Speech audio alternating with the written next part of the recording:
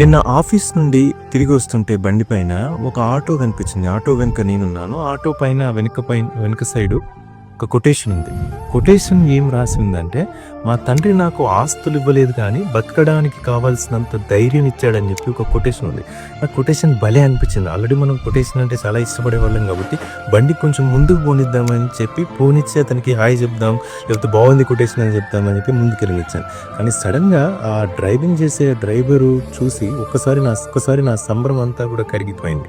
ఆ డ్రైవర్కి left call ఏదైతే ఉందో, ఎడమ కాలు ఏదైతే ఉందో అది పెట్టుడు కాలు.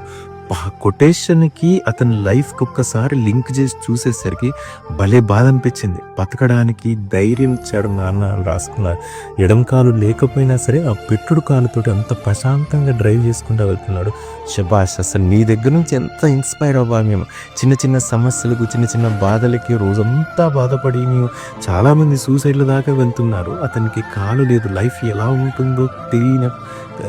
ఎలా ఉంటుందో ఏంటో తెలియకపోయినా కూడా ధైర్యంతో తను ఆటో నడుపుకుంటూ కుటుంబాన్ని పోషించుకుంటున్నాడు. నిజానికి ఒక సెల్ఫీ తీసుకుందాం అనుకున్నా, కానీ అతని కొండంతా ఆత్మవిశ్వాసం ముందు, ధైర్యం ముందు నేనే పాటి అనిపించి నేను సెల్ఫీ తీసుకోలేదు.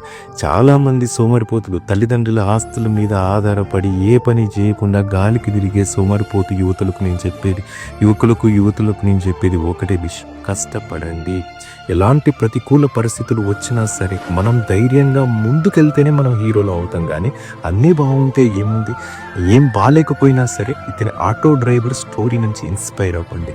Thank you all. Like, share, subscribe and share it to more youth. Thank you so much. By for now. Challa Sridhar Reddy, MS.